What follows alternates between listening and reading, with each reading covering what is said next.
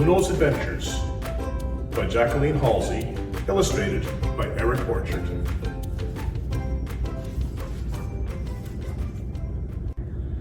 "How's I going to see over all these heads?" groaned Artie Brown as he joined the excited crowd of Lunenburgers heading for the dockyard. "I'd get a good view of the launch if I were up a mast."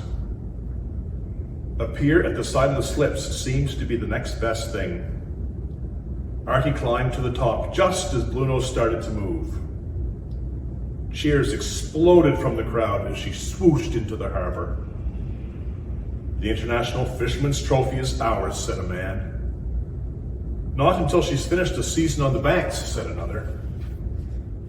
Artie imagined himself racing Bluenose to faraway places.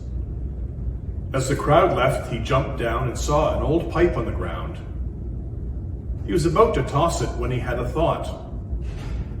"I knows how I can be on one of her crew."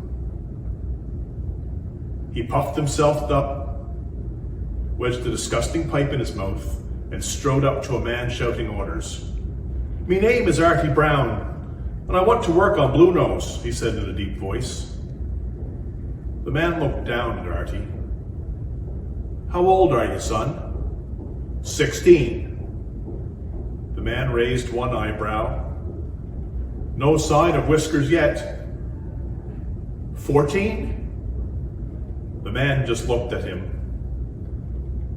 "Okay, 12.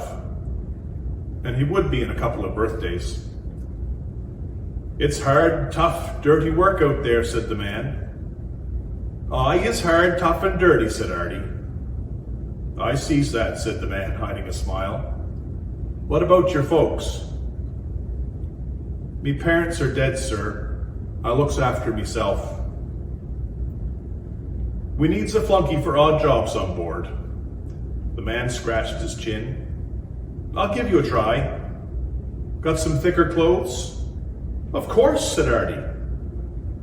"Good," said the man, turning away. "It gets darn cold out there." Whooping with excitement, Artie left the dockyard. The stiff March breeze seeped inside his thin coat, but he was used to being cold. Big Sal was putting out her wash, tussling the same wind. Artie raced over and caught the end of a wild sheet before it flopped in the mud. "Thanks, Artie. You saved me from having to wash the whole blessed lot again." "I used to be a flunky on Bluenose, Big Sal." "Really, Artie? This ain't one of your stories." "No, it's true." "Well, you can't go to sea in those clothes." Artie shrugged. "They is all I got." "Come," commanded Big Sal, and led the way into the kitchen. "Suppose you couldn't manage this leftover piece of pie I got here?"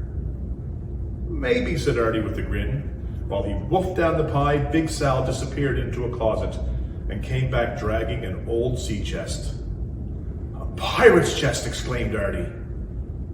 "Belonged to me pa. He were a sea captain," said Big Sal. She lifted the lid and took out what looked like a heap of moldy brown paper. Artie wrinkled his nose at the smell of it. "Sure there ain't a dead rat in there?"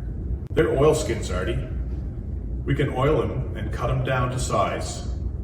She reached in again and pulled out some boots, then a sweater. "If I unravel this a ways, it'll be shorter, and I'll have Wolf knit you some mitts and socks."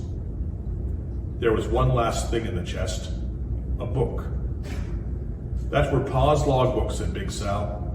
"He recorded his travels in it. There's space in the back for your adventures." Artie took the book. "I is going to have real adventures too." "You surely are, Artie Brown," said Big Sal.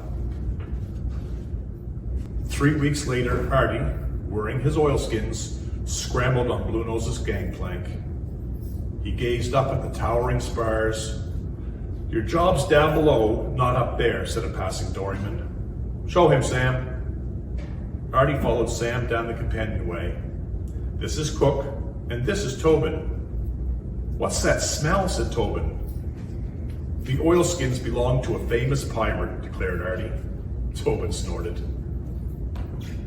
Take 'em off, son, and get to work, said Cook. There's coal needs bringing up and taters to peel. We got 21 souls to feed. Artie jumped to it. When the order came to cast off, Artie poked his head through the hatch and saw the snow-white sail snap to life above him. The deck tilted and foam frothed up the scuppers. His heart soared. Bluenose, you and me is on the way. But the next day, Artie didn't feel so well. Each rise and dip of the waves made his stomach heave. The sight of breakfast sent him racing for the side. Artie had never felt so awful in his whole life. He climbed inside a huge coil of anchor rope. It wasn't long before he heard Cook hollering for him. Then Sam and Tobin went by calling his name. Artie stayed silent. He didn't want anyone to see him crying. Where is he? Said Sam. You don't think he's fallen overboard, do you? No, said Tobin. He's hiding. Knew he'd be useless. He stalked off. Then the captain's dog, Sparky, ran by. She put her front paws up on the coil and started yipping and wagging her tail. Sam peered in. There you are, Artie. I feels awful sick, sobbed Artie. I was terrible seasick my first time out, said Sam. Your stomach will get used to the waves. Sam was right. By the time they'd reached the Grand Banks a week later, Artie had his sea legs. In the pre-dawn darkness, he lugged tubs of mackerel across the slippery deck, while the dorymen baited their trawl for the first day's fishing. Then one by one, the dories rowed away. As the morning mist turned to driving rain, the first dory returned from taking off the cod. Captain Angus knows where the cod be, cried a doryman coming alongside. I is full to the brim. Grab hold of the painter, boy. Can't unload the dory unless you keep her steady. He forked the flapping fish onto the deck. Your job is to put the cod into the throat kid box, explained Sam. I'm the throater. I takes the fish out of the box and cuts it from throat to tail. Then Tobin, he's the header, takes the guts out, puts the liver down there and cuts the heads off. Then the fish gets split and salted and put in the hold. Here's one to get you started, said Tobin, tossing a large cod at Artie. The weight of the fish caught him off balance and he sat down hard. The next dory arrived and more cod came flying onto the deck and onto Artie. Tobin laughed. I'll help you for a bit, then I has to get to my own job, said Sam, pulling him up. Artie's fingers got stiffer with each icy fish. His face stung with cold. The doryman kept the cod coming all day. Done, Artie said as he wearily slapped the last fish into the kid box that night. No, you ain't. It's a flunky's job to clean this up, said Tobin with a smirk. Artie looked in dismay at the slimy mess of fish guts dripping off the splitting table. He hauled up a bucket of seawater and scrubbed the splitting area clean. Then, still wearing his boots, he collapsed onto a bunk and was asleep before he'd even laid down. Artie was up again before dawn. Another day's fishing had begun. The long, exhausting days grew into weeks. Sometimes the wind sang in the rigging, but mostly it growled or moaned or screamed. Whatever the weather, Artie kept the kid box full. Now you is faster, you'll have time to cut out the cod tongues, said Sam. The flunky gets to take him home. I ain't exactly got a home, said Artie. But my friend Big Sal will like him. One afternoon, Artie was thrilled to see a humpback whale jump clean out of the ocean. Did you see that? He called. Chuck the bucket of wastewater over the side. That'll see him off, said Cook. Can't have that monster tipping our dories. Artie was sad the whale had to go, but he emptied the bucket over the gunnels. Then as Tobin walked by, he jogged Artie's arm. The foul liquid slurped over Artie's coat and face. Sorry about that, said Tobin. Artie glared at him through slitty eyes. He knew Tobin had done it on purpose. A few days later, the dories were out when the fog swooped in thick and fast. Artie knew the rule. If they can't see us, they need to hear us.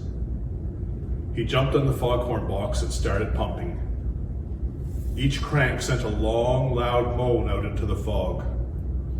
One by one, the dories returned. 5, 6, 7, one more to come. Call us when you see her, ordered a doryman. He joined his mates warming up in the forecastle. Artie pumped some more. Where are you, number 8, he called. Come in quick. My teeth is chattering, and I wants me mug up. Artie stared into the swirling grayness, his arm growing tired. Sparky ran to the gunwale. She pricked up her ears and rumbled a long, low growl. You can hear him, can't you? Artie stopped pumping and listened. At first, he just heard the waves, but then he heard the whispers way out in the fog. Bay is near. He pumped the horn faster than ever, and soon the dory was in sight.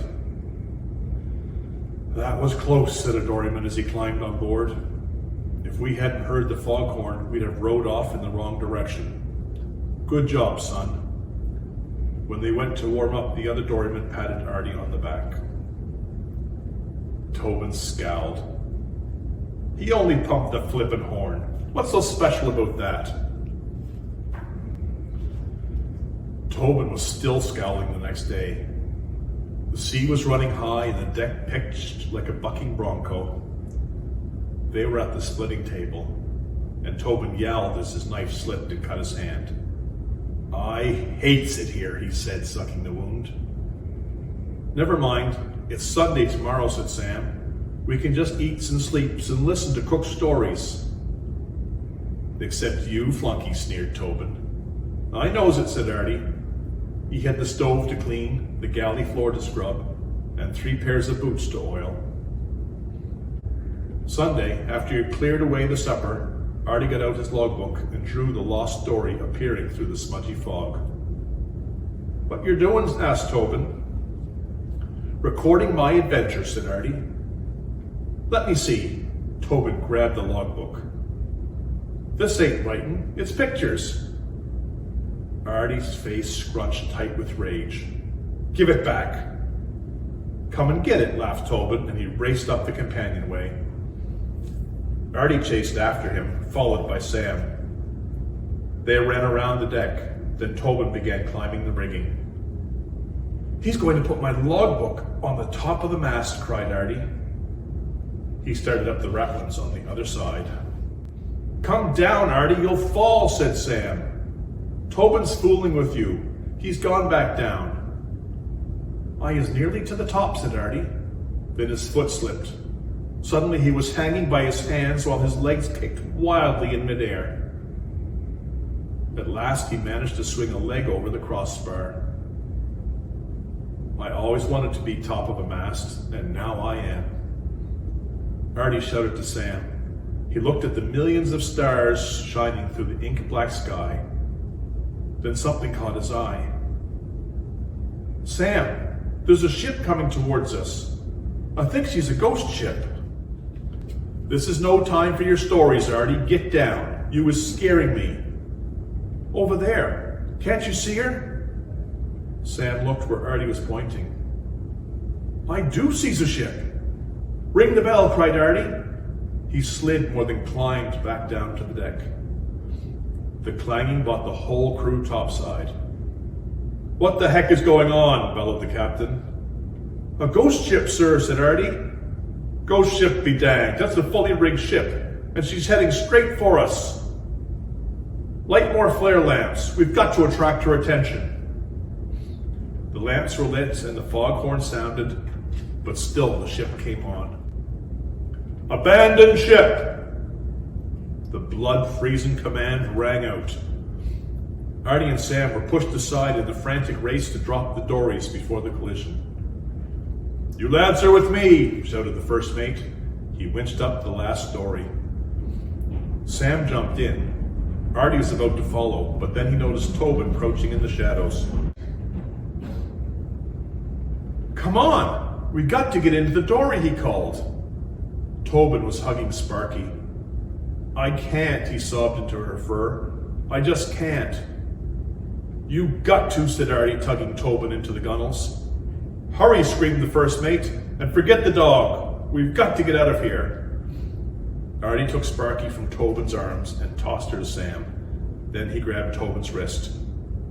"We is going together." He leapt into the dory, taking the trembling Tobin with him. The dory swayed and smacked into the ocean. "You trying to tip her?" yelled the first mate.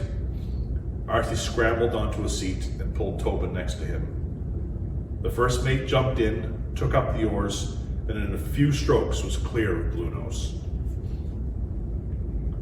Time froze as the other ship's bowsprit loomed nearer. Artie held his breath.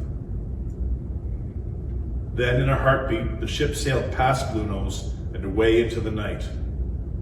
Everyone cheered as the dories returned to Bluenose. As they all scrambled back on deck, Tobin cornered Artie. "I wasn't scared out there," he said, "so don't you go telling everyone I was." "I knows it," says Artie. "I forgot about Sparky." "Good you remembered." "Right," said Tobin. He smiled weakly.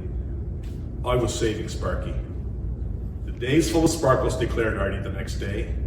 The ocean glistened, the sun was warm on his back at the splitting table, and Cook had just rung the bell for second dinner. "Artie, how come you wasn't one bit scared?" asked Tobin.